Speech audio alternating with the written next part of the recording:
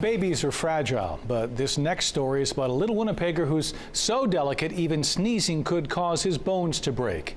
As CTV's Michelle Gerwing reports tonight, he has a severe form of an inherited disease called osteogenesis imperfecta, or brittle bone disease.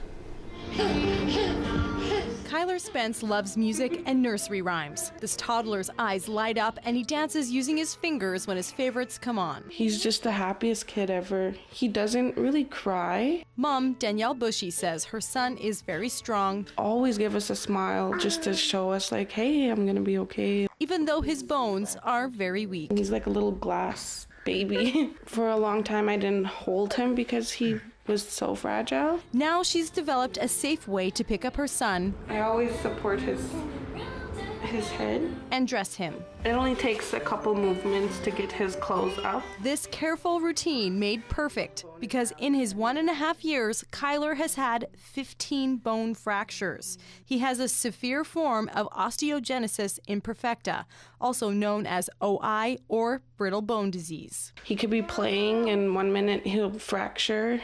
He could be just laughing. He could break from sneezing, coughing, anything. And Bushy says those are the ones they know about. And there was a lot more that we can't see on the x-rays because they're microfractures. So these children have a defect in their collagen, so when they make the structure of bone, the minerals, calcium and phosphorus, can't get into it to make it strong, solid bone. Dr. Celia Rod says on average one baby is born with OI each year in Manitoba, and 90% don't have a family history of the disease. She says there are different forms of OI, some more serious than others. Some of the children with a very mild form may never know that they have this problem. They may have a couple of fractures in their life and never know that they have that because it's never a big impact. But for kids like Kyler, he'll likely need many medical treatments and therapies throughout his life. But she says for now, they spend a lot of time at home because even bumpy roads can cause breaks. It's too